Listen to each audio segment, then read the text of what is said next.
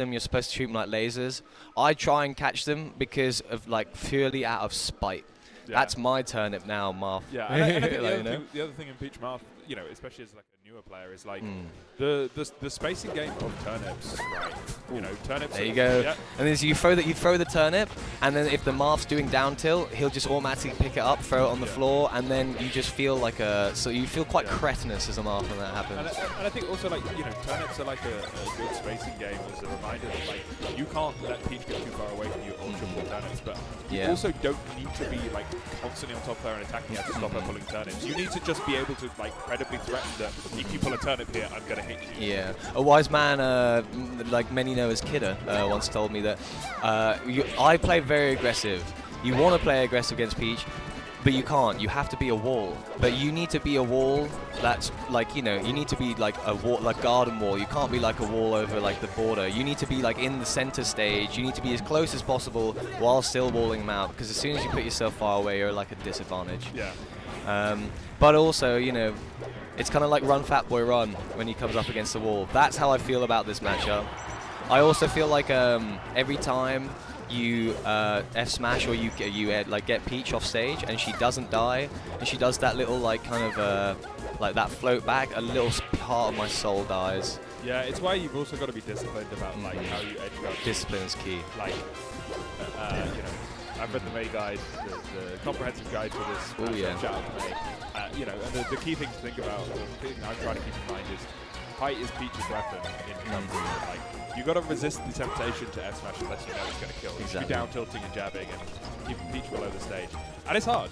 Yeah, and when you start doing that well, if you get a Peach shaking in a little high heels, then you'll find that it will become a mix-up game between air dodging back to stage and going low. And if they go low, the umbrella's annoying to deal with, but it's easier than them floating back. And then once it becomes an air dodge mix-up game, you'll find that like the fear of God is like enough of a weapon to give you the advantage. Good job by Pipsqueak there. Just sneaking his F tilt in under the turnip and recovering Laurster, but we're talking about this matchup as two Marths, as if, but I'm all Laurster, baby. Come on. Yeah.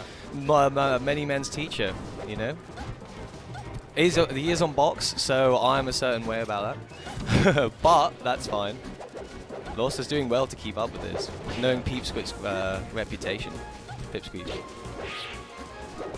Yeah, I mean, what we've seen is that Laurster has lived pretty long on all of these stocks. Again, that's the other thing from Marth is like, ooh, par 4? That was audacious. I love that. I like it.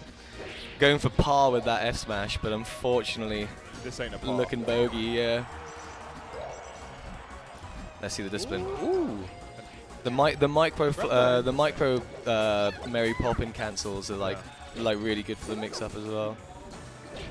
Ooh, just waits it out.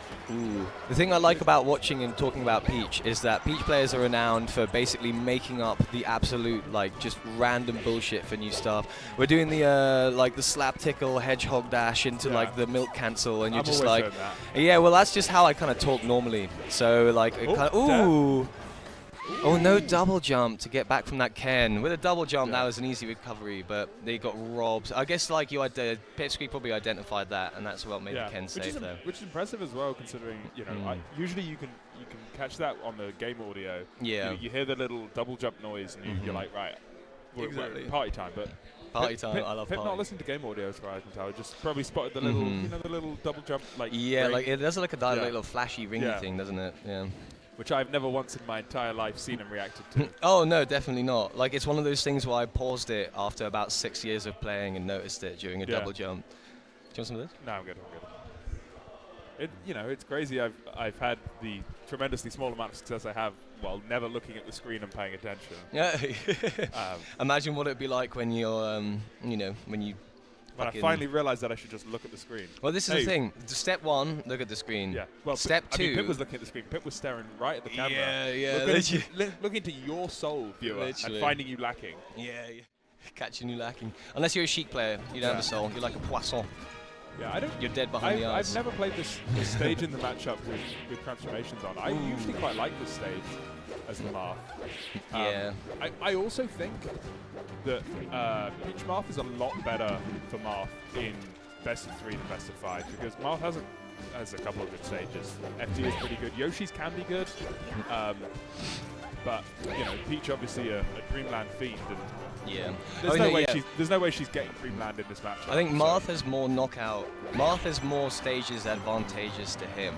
But if you're playing a best of 5, like it might be better for Marth until Tipper doesn't kill. But then at the same time, it's like you're playing Puff and Peach are endurance characters, right? Yeah. It's a test of mental fortitude, and like obviously top players and people of a higher caliber do have that mental fortitude to give them the endurance. Nice. But anyone will succumb to the boredom of watching someone float at you at 6 miles an hour while you're trying to like you know. And I think as the Marth in the match, it does real damage to like slog out a grueling 7.5-minute game on Dreamland, win, and then know you've got to do the exact same thing. Yeah, literally. It's like Sisyphus. Yeah.